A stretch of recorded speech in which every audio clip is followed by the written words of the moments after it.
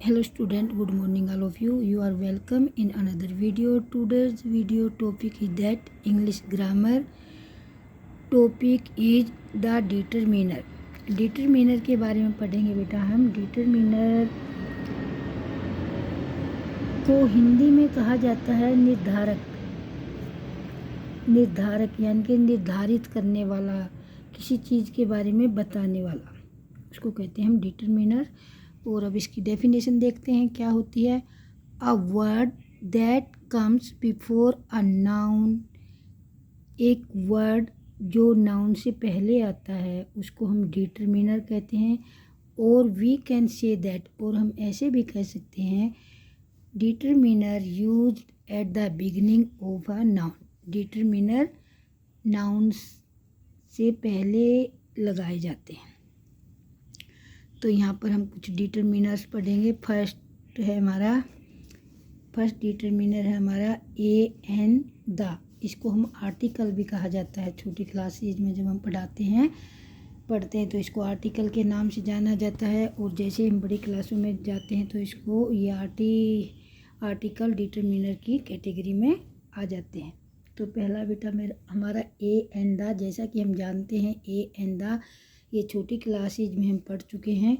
ए means एक होता है, एन का मतलब भी एक होता है, और द।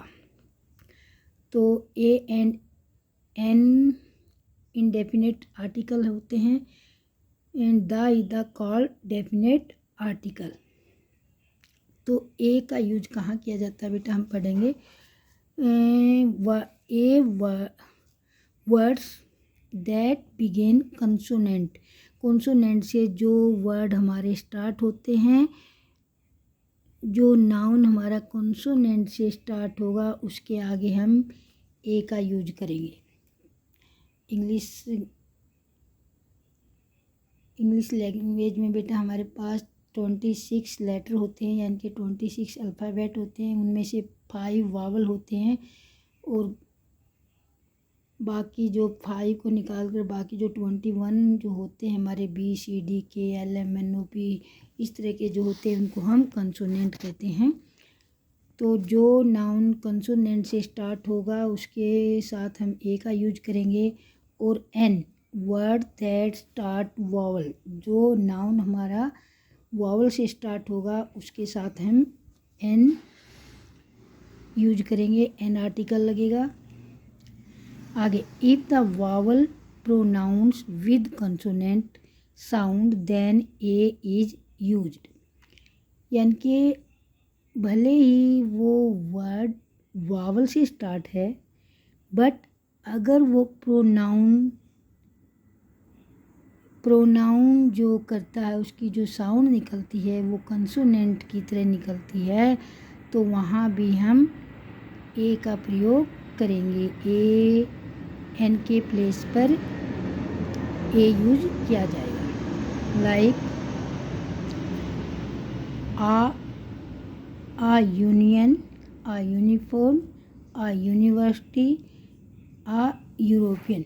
देखिए बेटा ध्यान से समझेंगे। यूनियन, सबसे पहले तो हम ये समझ लेते हैं जो हमारे वावल और कंसोनेंट होते हैं। वावल जो होते हैं मेनली वो बेटा हमारे स्वर, हिंदी में जो स्वर और व्यंजन होते हैं ना, स्वर जैसे हमारे 11 या 13 स्वर होते हैं हिंदी में, तो वावल सारे के सारे जो ये 5 वावल हैं वो हमारे स्वर की साउंड निकालते हैं, स्वर की आवाज़ निकालते हैं। ए आ ई उ ए आई इनकी आवाज़ निकालते हैं।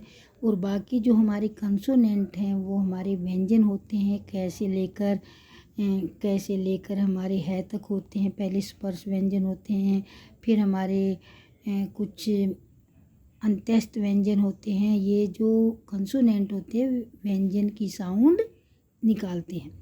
तो यहाँ पर हम देखेंगे, हमने ये पढ़ा है कि इफ़ द वावल है बट वो कंसोनेंट की साउंड प्रोड्यूस करता है, साउंड निकालता है, तो वहाँ पर हम एन के प्लेस पर ए ही यूज करेंगे।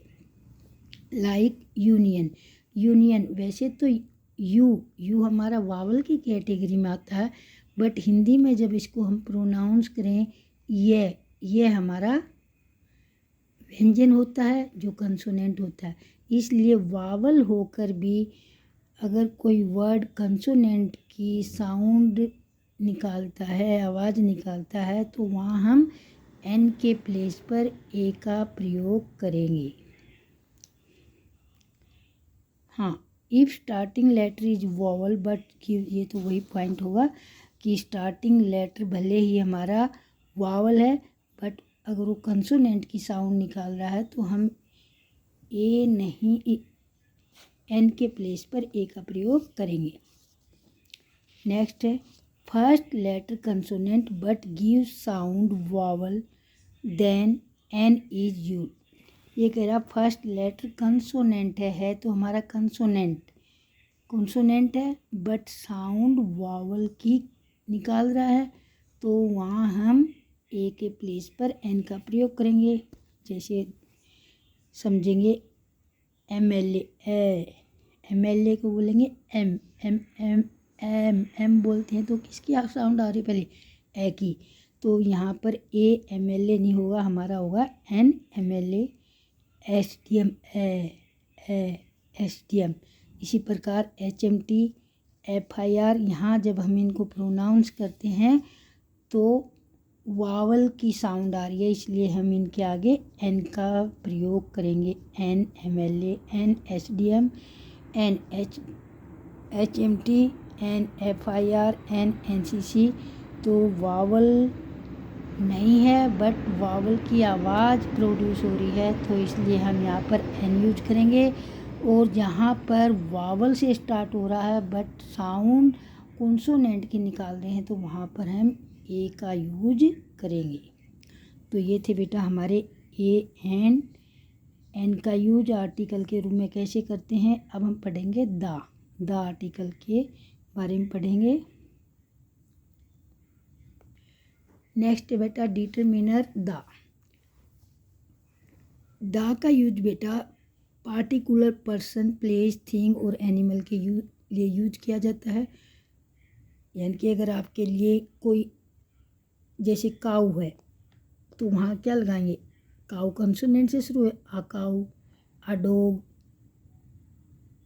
आ प्लेस, आ टेबल, इस तरह लगाएंगे ना।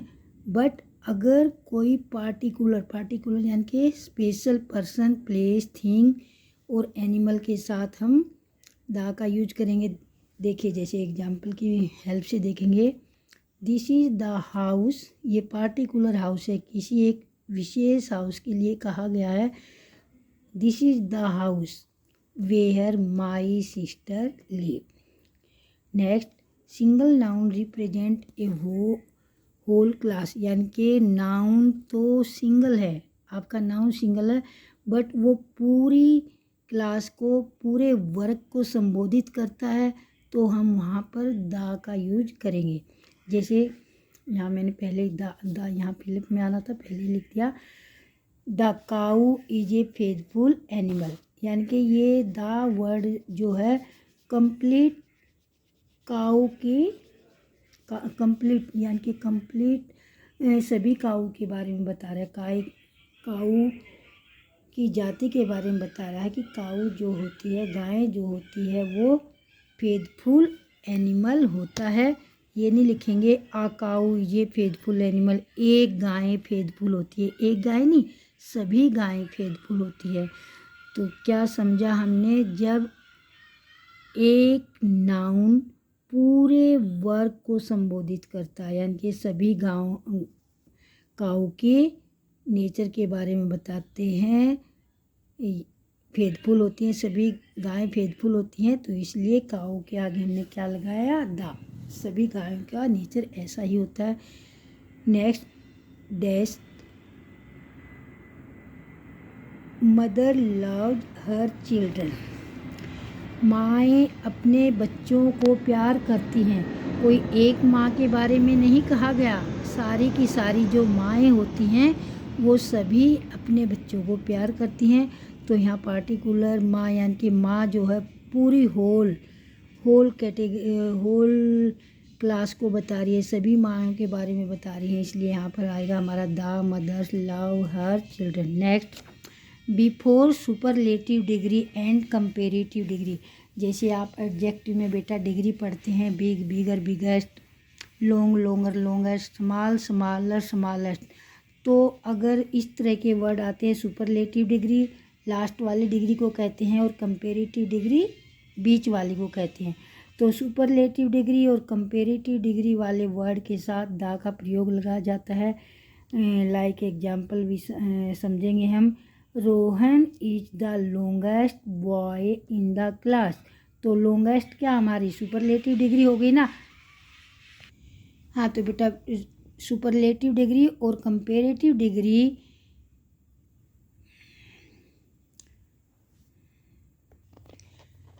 सुपरलेटिव डिग्री और कंपेरेटिव डिग्री के जो वर्ड आते हैं उनके आगे हम द का प्रयोग करते हैं। जैसे द लॉन्गेस्ट।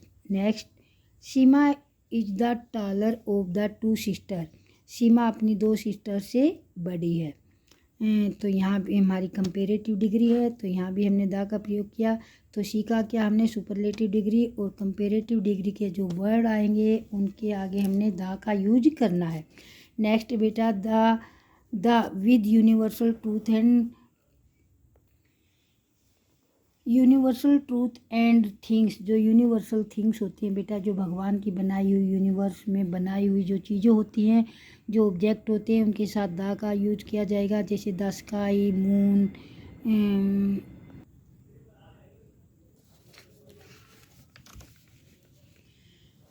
तो यूनिवर्सल ट्रूथ और ऑब्जेक्ट जो थिंग्स होती हैं उनके साथ बेटा हम द का यूज करते हैं। जैसे the sky, moon, sun, sea, world, और भी कोई आपके ब्रह्मांड से संबंधित कोई चीज़ें हो सकती हैं। जैसे आपका है दूसरे सैटेलाइट या दूसरे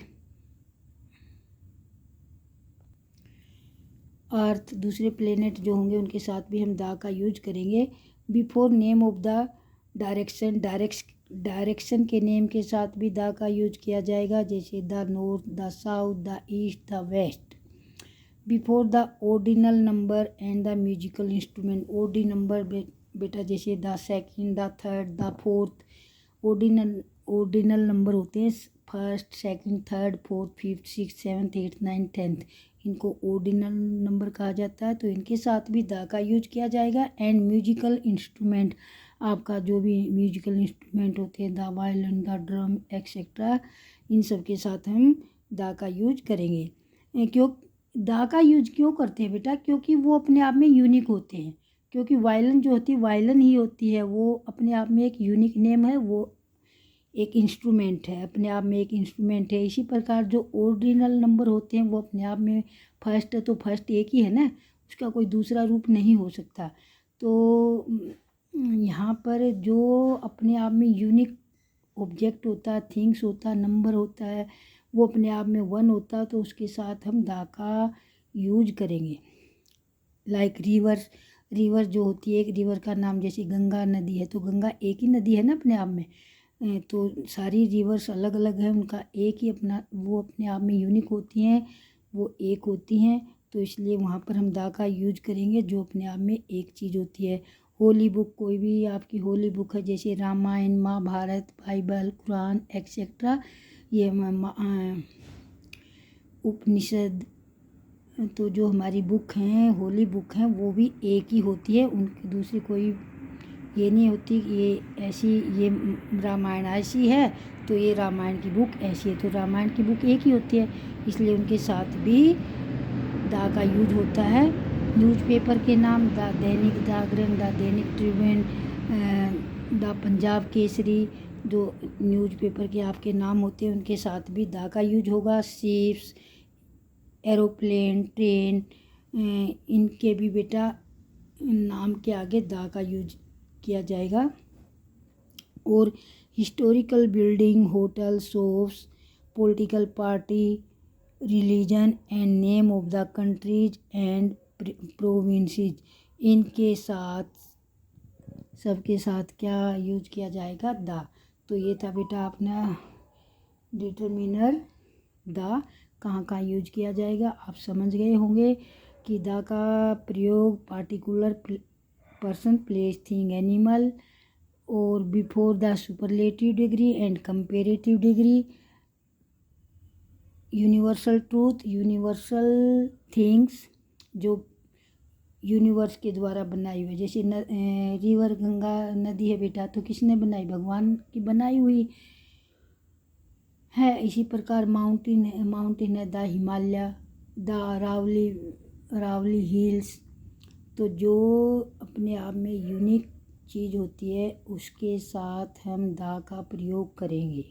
तो इसी प्रकार जैसे न्यूज़पेपर होते हैं आपके, द हिंदुस्तान टाइम्स, चाहे हिंदुस्तान टाइम्स कहीं भी यूज किया जाएगा तो इसका हिंदुस्तान टाइम्स का पेपर एक जैसा ही रहेगा ना, चाहे आप उसको किसी भी स्टेट में आप उसको लें तो उसका नाम द हिंदुस्तान टाइम्स ही रहेगा। तो इसी प्रकार आपकी ट्रेन्स के नेम, एरोप्लेन का नेम, होटल के नेम, हिस्टोरिकल बिल्डिंग का नेम, वो अपने आप में एक होते हैं। जैसे ताज होटल है तो ताज होटल एक ही है ना, ताज महल है तो अपने आप में ताज महल एक ही है ना, तो इनके आगे हम द का यूज करेंगे। नेक्स्ट बेटा आपका डिमॉन्स्ट्रेटिव डिटरमिनर्स। डिमॉन्स्ट्रेटिव डिटरमिनर्स कौन से होते हैं? This, that, these, those. This मैंने यह होता है, दैट मैंने वह होता है, दिस का प्लूरल होता है और दोज दैट का प्लूरल होता है। तो ये हमारे डिमॉन्स्ट्रेटिव डिटरमिनर्स होते हैं। नेक्स्ट बेटा प्रोनाउन और पोसेसिव डिटरमिनर्स। ये बेटा प्रोनाउन क्या है? जो प्रोनाउन यूज किए जाते हैं जैसे my, your, his, her, its, our, their, ये हमारे होते हैं प्रोनाउन या कहें पोसेसिव डिटरमिनर्स। नेक्स्ट बेटा क्वांटिफायर्स। क्वांटिटी को बताने वाले डिटरमिनर्स कौन से होते हैं? जैसे a few, a little, much, many, a lot of, most, some, any, enough, ये हमारे क्वांटिटी को बताने वाले डिटरमिनर्स होते हैं। नेक्स्ट बेटा आपका नंबर्स जो आपके होते हैं 1, 30, सेकेंड, 5, 5, 10, इस तरह के जो नंबर होते हैं, चाहे सिंपल नंबर हों या आपके ऑर्डिनल नंबर हों, वो भी आपके क्या कहे जाएंगे? डिटरमिनर्स। और नेक्स्ट बेटा आपका डिस्ट्रीब्यूटिव क्या होता है बेटा? जैसे all, both, half, either, neither, each and every, ये हमारे डिस्ट्रीब्यूटिव डिटरमिनर्स होते हैं। आगे बेटा हमारा डिफरेंस वर्ड जैसे अदर एंड अनदर।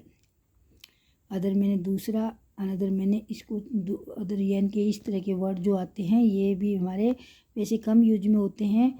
तो बेटा हमने मोस्टली डिटरमिनर्स के बारे में रीड कर लिया है और अब हम एक एक्टिविटी के माध्यम से फिलअप करेंगे कि यहाँ पर कौन से डिटरमिनर्स को फिल किया जाएगा। हाँ तो बेटा आपकी वर्कशीट है, ये वर्कशीट है बेटा, मैं केवल इसको समझाऊंगी, आपको फिलअप खुद करना है। इसको फिल इन द ब्लैंक्स करना है। There are dash places to visit but we don't have time to visit. तो ये कह रहे हैं देयर आर डैश प्लेसेस, बहुत सारे प्लेसेस हैं बट हम उनको हमारे पास विजिट करने के लिए टाइम नहीं है। तो हमारे पास डिटरमिनर्स हैं सम, एनी, मच, मैनी। सम का मतलब होता है कुछ, एनी मैंने कोई, मच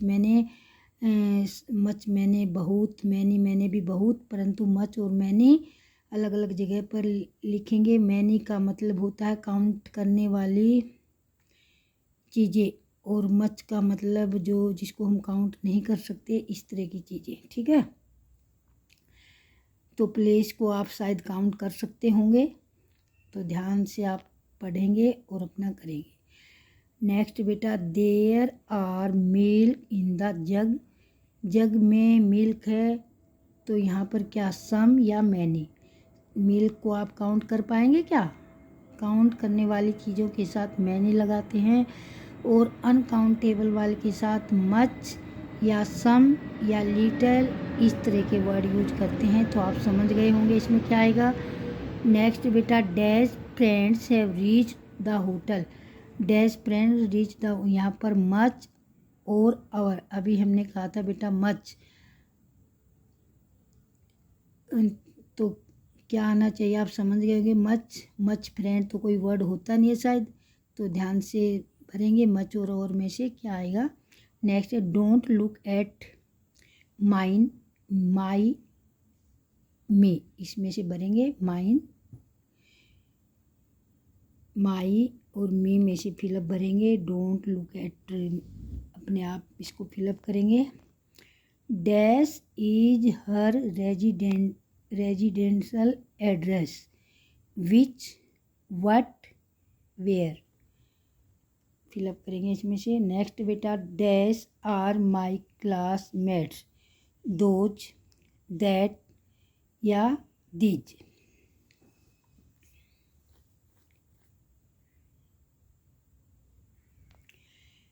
नेक्स्ट बेटा tell me dash father's name, what, me, your में से फिलअप करेंगे। Earth is round, a and the में से यूज करेंगे। आप पढ़ चुके हैं कि अर्थ क्या हमारा यूनिवर्सल ट्रूथ है, तो यहाँ पर क्या लगना चाहिए, या यूनिक है। अर्थ यूनिक है, एक प्लेनेट है और हर प्लेनेट अपने आप में यूनिक होता है, हर यूनिवर्सल ट्रूथ अपने आप में यूनिक होता है। और यूनिक वर्ड के साथ क्या लगा जाता है हम समझ चुके हैं। He dash boy who has tear my book, यहाँ टीयर नहीं आएगा बेटा, यहाँ पर टोर्न आएगा, टोर्न, TORN। हाँ, तो ये हमने टीयर को टोर्न बना दिया, क्योंकि हैज और हैव जहाँ आता है वहाँ वर्ब की थर्ड फॉर्म आती है। Who is the boy who has torn my book, A and the, तो इसमें से आप भरेंगे कौन सा वर्ड आपके लिए सूटेबल है। नेक्स्ट बेटा आपका there are dash eggs in the fridge, second, two, both, दोनों ही टू का रूप हैं। सेकंड, टू, बोथ, बोथ मैंने दोनों होता है, टू मैंने दो होता है, सेकंड मैंने दूसरा होता है, तो इसमें से सूटेबल वर्ड आप फिल करेंगे। I gave shoes to charity, मैंने अपने shoes I gave shoes to charity, तो आई के साथ क्या आएगा, this, my, many. Have they finished homework, तो दे फिनिश्ड होमवर्क, इसमें से भरना आपने। और have they finished homework are my their. I have ideas in dash mind, तो टू फिलअप हैं और फोर वर्ड दे रखे हैं, फोर में से टू आएंगे। I have dash ideas in mind, I don't have dash homework today. और last है आपका बेटा I have dash good reason for what I did. तो ये थी बेटा आपकी वर्कशीट अबाउट डिटरमिनर्स। और डिटरमिनर्स आप भली भांति समझ गएंगे बेटा। डिटरमिनर्स होते जो नाउन से पहले आए, जैसे आपका नाउन कौन है, यहाँ पर फ्रेंड्स नाउन है, यहाँ पर मिल्क नाउन है, और यहाँ पर बेटा आपका